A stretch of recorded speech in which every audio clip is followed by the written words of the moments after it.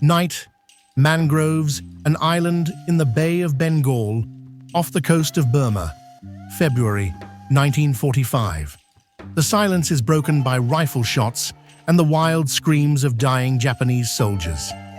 They had come to fight the British and Indians, but instead, they were fighting crocodiles. The Ramri Island incident entered the Guinness Book of Records as the darkest story involving reptiles. According to the canonical version, the crocodiles ate several hundred Japanese, essentially doing the job for the Allies who were about to take Ramri. Is this really true? And how did it happen in the first place? Let's break it down. Ramri is a rather large island, 1,350 square kilometers. In general, it is a purely formal island, separated from the mainland by not too wide channels. Ramri is covered with evergreen mangrove forests. Such forests grow in the intertidal zone of the sea coasts and are usually a creepy swamp inhabited by various unfriendly fauna. Vicious insects, poisonous snakes, scorpions, and crocodiles, of course. Ramri, for example, was home to a population of crested crocodiles. These are rather sinister creatures. A male, for example, can weigh over a ton. The crested crocodile lives in salt water, is a good swimmer, even in the ocean, and can swim hundreds of kilometers if it wants to. But it especially likes to climb into riverbeds. They eat everything in their vicinity: fish, birds, turtles, crabs, monkeys, snakes, pigs, buffaloes, and even small sharks. They also love humans, in a purely culinary sense. In 1945, a conflict arose over the island of Ramri. The British Empire thought it should be theirs, and the Japanese Empire thought it should be theirs. Well, the crocodiles had a third opinion. In general, Burma has been a British colony since the 19th century, but in 1941, the British were relatively easily pushed out of this region by the Japanese. By the end of the war, the situation had reversed. Now the Japanese had to fight back desperately, patching holes in the front line and hoping in vain for reserves, which did not come. Japan was losing the war, and the Allied offensive was growing stronger. It was hard to fight in Burma. Stifling heat, humidity, impassability, mud, impassable thickets, bad water, and the aforementioned wildlife. But there was nowhere else to go. Ramri Island appeared on the plans of the Allied command in early 1945. The British were interested in Ramri's topographical features.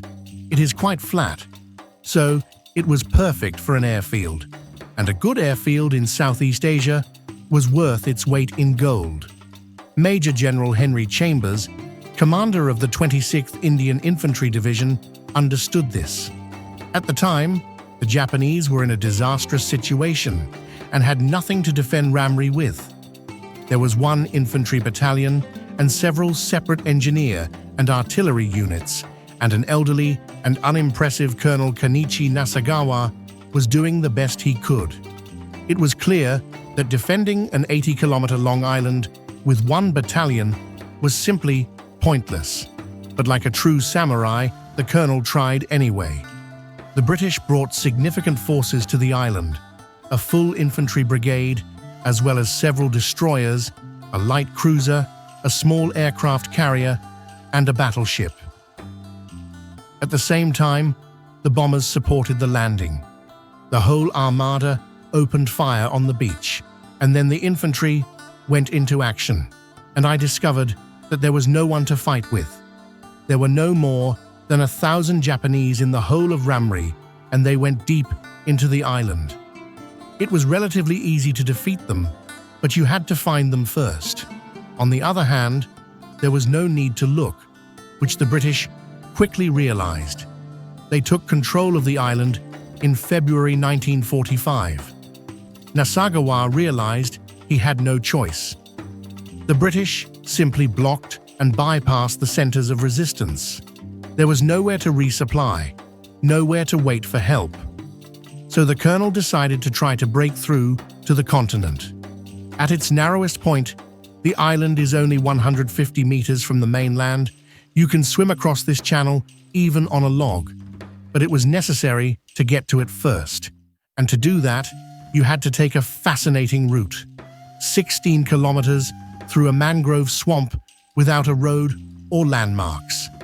The British did not need to die on the way. Mosquitoes, scorpions, and mud were enough. But the Japanese refused to give up and instead embarked on their final campaign. In describing the following, authors of popular books and articles usually refer to Bruce Wright. Wright was a man of peaceful profession, a biologist from Canada, who went to the front during the war and returned to his favorite profession after demobilization. In the book Sketches of Wild Nature, he left a colorful description of what happened to the Japanese soldiers.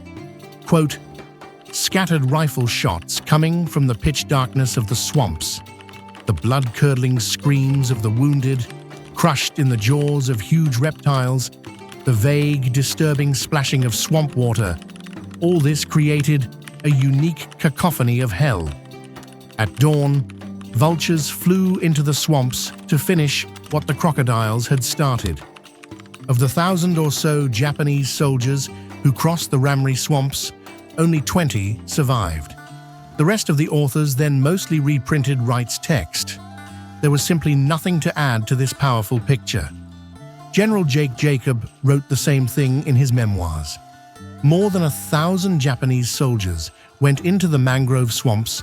The British went there by boat and used loudspeakers to persuade them to surrender. But the Japanese didn't have time, even if they wanted to, because they were being eaten. But author Harry Turk, in his book On the War in the Far East, paints a slightly different picture. The British have been smoking out pockets of resistance in the jungle for about 3 weeks, and then a Japanese military doctor sails up to them on a raft with a white flag, and they have decided to surrender. He says, "I can't stand to see the wounded die. I can't stand to see people literally starve to death, to be mowed down by fever or scurvy, to be reduced to skeletons." The doctor persuaded 20 more of his comrades to surrender. The rest, about 1,000 people, died in the swamp, some from fever, others from shelling and bombing. That's dramatic too, but not a word about crocodiles.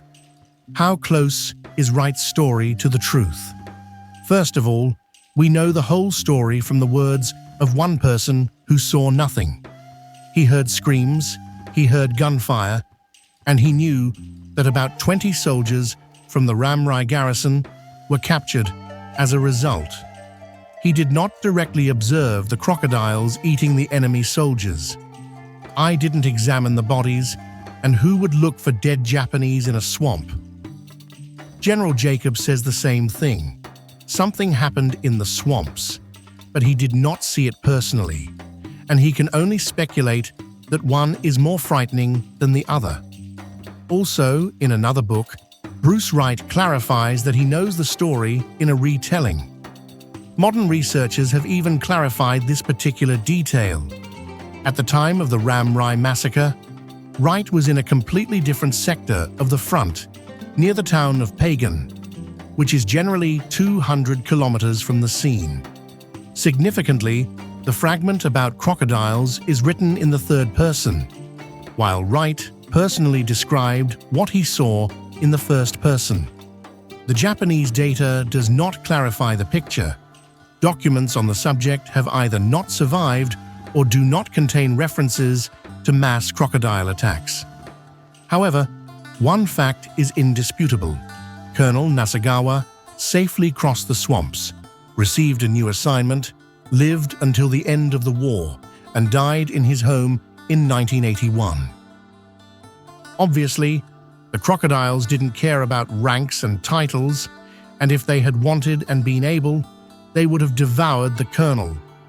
Finally, why are there so many crocodiles in the swamp to eat 1,000 people in one night?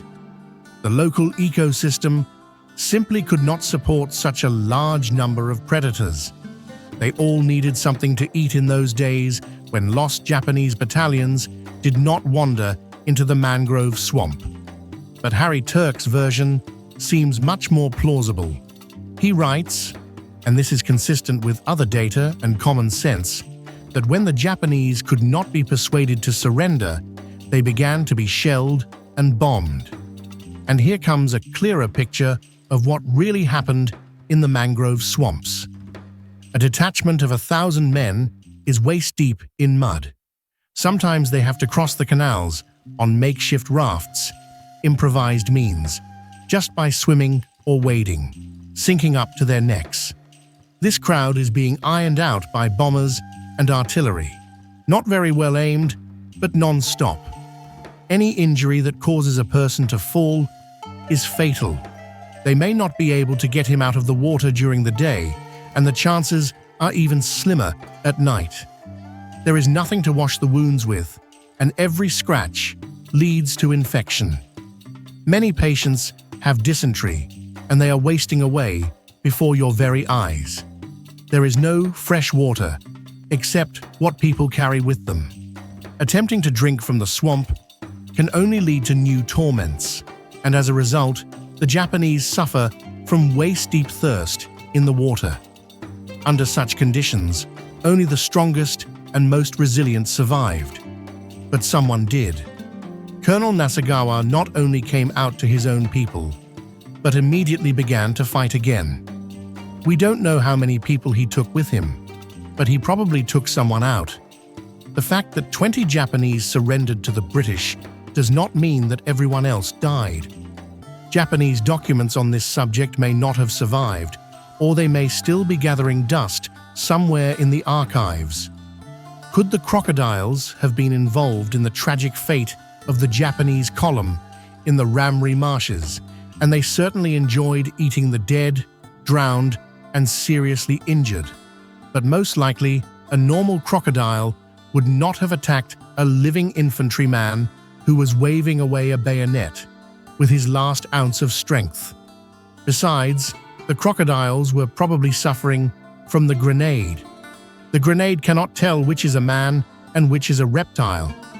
It all sounds logical, but when logic is on one side of the scale and an apocalyptic image of samurai fighting hundreds of reptiles is on the other, the public naturally chooses the latter.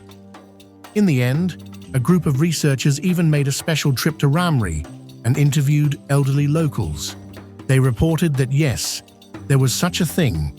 One day the crocodiles really attacked the Japanese. Only there were about 10 Japanese. They were behind their own, and there were a couple of crocodiles. So you could say that this story is primarily about the power of the printed word. Although Bruce Wright was not a professional writer, he painted such a vivid, juicy picture, worthy of a B-horror movie, that he convinced everyone. Moreover, he did not even insist on his documentary. Well, he had heard something at the front, and he had heard it. However, his authority as a biologist was very high, and one of the commentators even admitted that he would never have believed the crocodile attack if it had been described by a less respected, well-known biologist like Wright. So the story is still repeating itself as known, differing from publications on the web, and most likely will continue to differ from them as long as the internet exists. The only reason is that the plot is so cool that you want to believe it. After all, the real war in Southeast Asia is both much darker and much more boring than stories about giant reptiles. Who wants to read about how the Japanese died ingloriously of fever and dysentery in a swamp? You can't make a Guinness World Record out of that, but crocodiles are another matter entirely. If you like this video, don't forget to like and subscribe to our channel so you don't miss any new fascinating stories. See you soon.